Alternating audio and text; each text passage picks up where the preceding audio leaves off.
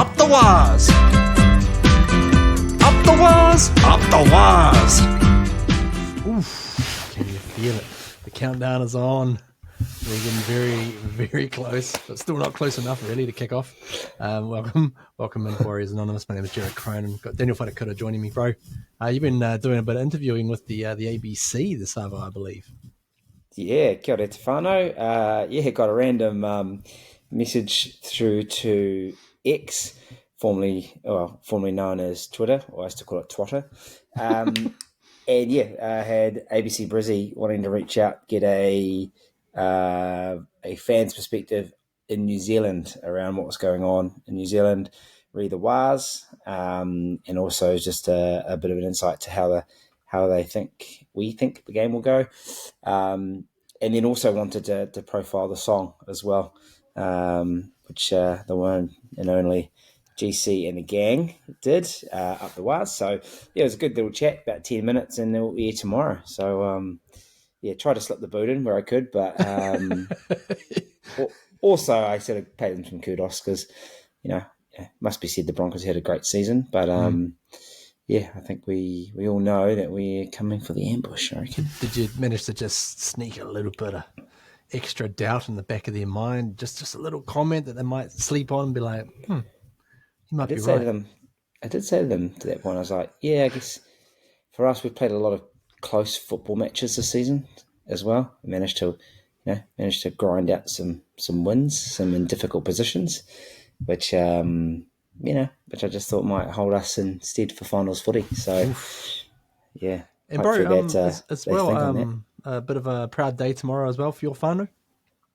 Yeah. Also managed to get that in there too, which was awesome. So we've got a couple of Nefs who made the trip to Australia this year, actually, from the Waikato over to Brisbane, have been plying their trade in schoolboy rugby and rugby league under 15s. And they both made Queensland under 15 representative sides. Awesome. Separate sides, but which are part of the Australian Secondary Schools Champs being played out in Port Macquarie this week, really. So, so awesome. They had jersey ceremony before, yesterday. Jerseys were handed out by Petero Divinabu, Sivanasiva.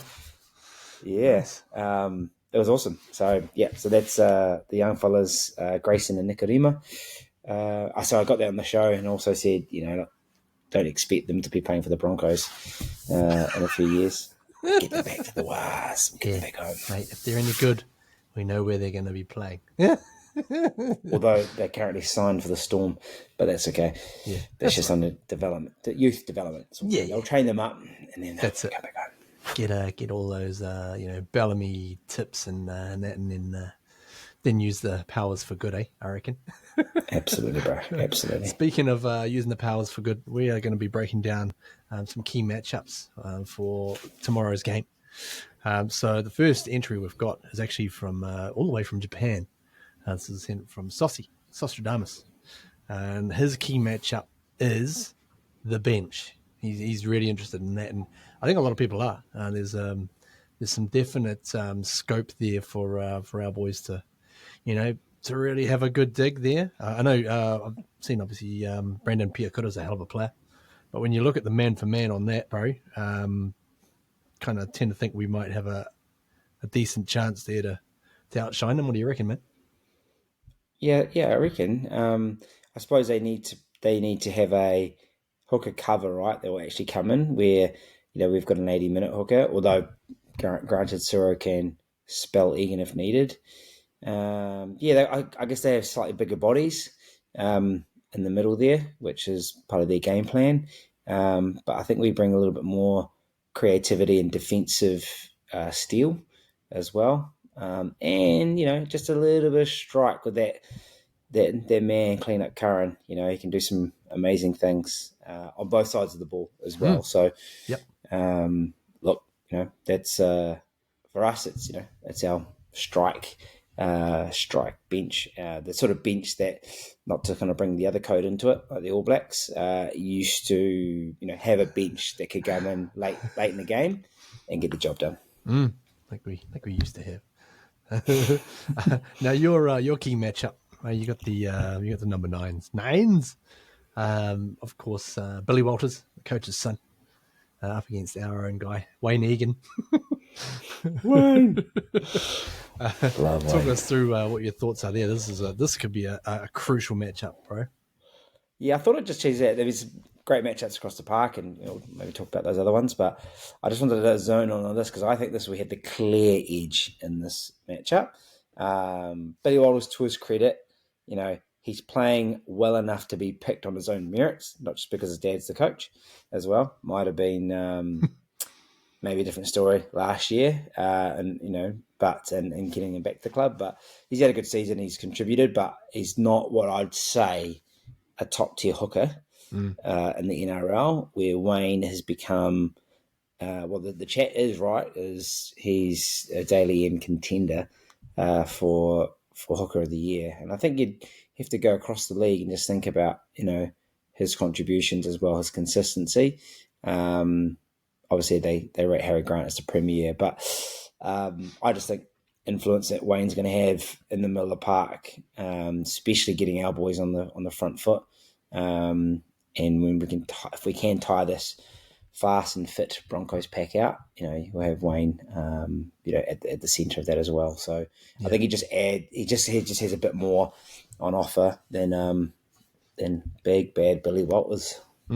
He's like I know Sean runs a lot of the stuff, but Wade is really the conductor of it all, just making sure it all flows and getting us around where we need to be before SJ can do his damage.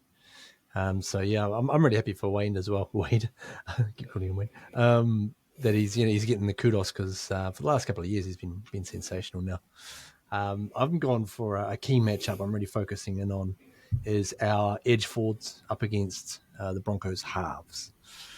So that's when we're on attack basically, and I really want to see what damage, especially kind of thinking Marata. For some reason, I've always had in my head Marata running outside Sean on a nice little angle and getting through to a one-on-one with little pretty eyes just to see what happens. But I think if defensively, if the Broncos can match up on their halves against our edge forwards, that could it could determine which way this game goes. So hopefully that these boys can do a bit of damage there. Now, I have also got what do we got here? Check out the edge. Got a couple of key advantages for us, and you've got an interesting one here. You kind of alluded to it before, bro. Give us your thoughts. Yeah, I think the edge we have is tight football, and being in situations throughout the year where the team have been under significant amounts of pressure, held their own, withstood some pretty good packs and teams, and then to be able to come run over the top of them at the end of the game as well. So coupled that with the Webster ball, which is Paul Gallen said in some cases is boring, but it is high completion rate, finish the sets in the corner, go to work in the first three tackles in defence, and then for us it's getting us out, giving Webby the first three or four tackles, us getting our back five out, getting us out of trouble as well, and I guess sweating on mistakes as well, and we've done really well when we showed last week.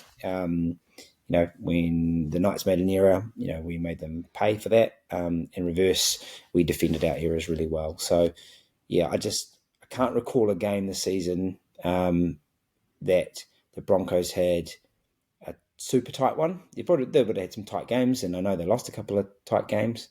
But I think for us, we just played a portion of the season where we just reverted back to this real grindy football, and we either kicked on really, really well, or we got the job done. And I think that's what you need to have under your belt in finals footy.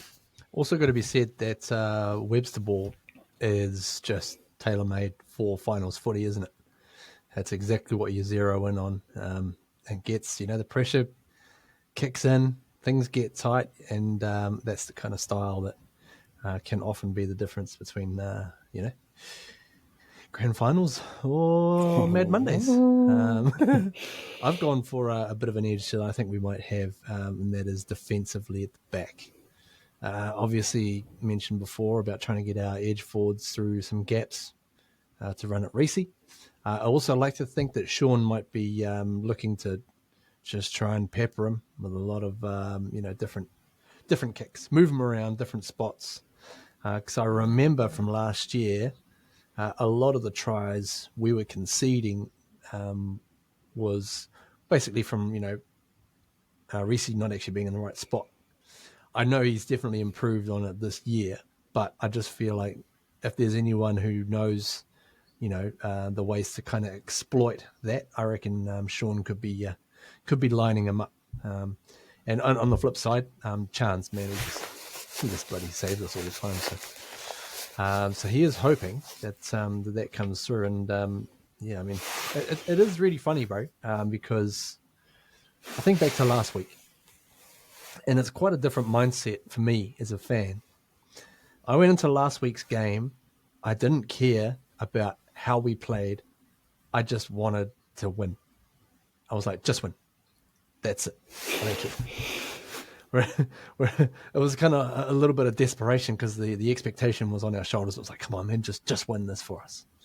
Whereas this week, I don't know. This week's a bit more like, we've got to do this, we've got to do that. And I'm kind of mentally approaching this slightly differently. How are you seeing the contrast between this week and last week as a fan? Yeah, I think for us, we know that performance we put on the weekend is probably reinforced the confidence of the fans that we can. Obviously, this team, probably had a rough period in the last 6 or 7 weeks in the lead up. Got over the line and didn't play our best football. Obviously, had a big loss against the Panthers where we were kind of, for periods we were in it, but we were on the back foot, and then we shot ourselves in the foot when every time we tried to do something, and we obviously didn't have SJ. So I think I go into this game with a bit more confidence that we've got our game back. We know what a good game looks like, and it's enough to beat any team on any given day as well, which is a bit of confidence.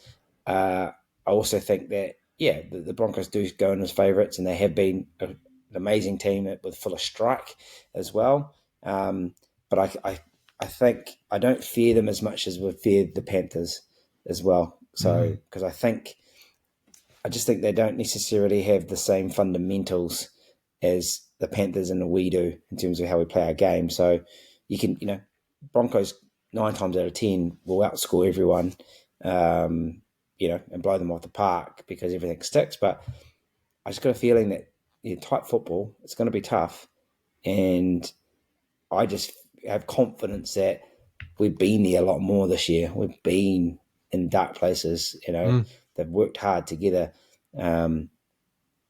Maybe the Broncos haven't. And when they have been in situations where they've been under pressure, they've done stuff which is kind of immature for football teams and just teams in general, right?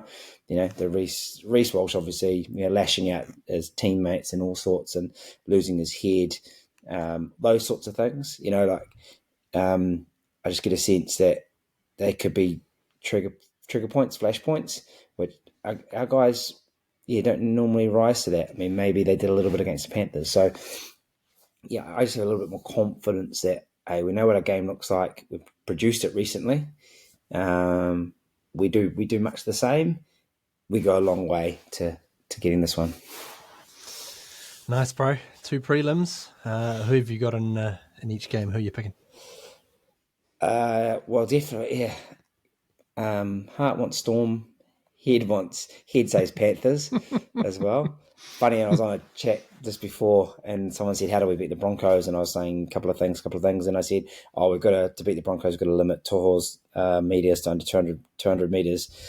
And then Gaduga was like cracking up, why did you write that? And I was like, already just thinking, shit, we're into the next game next week and we're playing them. So I'm getting carried away. But I think definitely be Panthers and it'll be us. Yeah, nice. Yeah. I'm gonna go with that too. It's gonna be the Webby Bowl, the grand final. It's getting real, bro. It's getting real. Yeah, no, can't wait. As we count it down to kick off, I guess everyone just I don't know, distract yourselves, do a little bit of gardening or go walk the dog or something for a little while, and in 24 short hours, it'll be here. I guess One thing you should do. One thing you should do is, go and work out. Go burn some calories. Go do something. Get amongst it. Pay the rent. The boys will be paying the rent tomorrow night. It's always nice. It's always better when, you put some in the bank as well. So, get amongst the boys. It's like the old the Brad Pitt approach in Moneyball, who's always working out when they're playing. I've often thought about that. I was like, I reckon that wouldn't actually be a bad idea. Unless you lose it on the treadmill, if a ref ruins us and then we're like, oh, and then you lose it. But anyways, Daniel Wharekura, thank you for joining us, bro. My name is Jared Cronin. This has been Warriors Anonymous on a massive, massive week, and hopefully an even massiver one to come. That's not a word, but you know what I mean.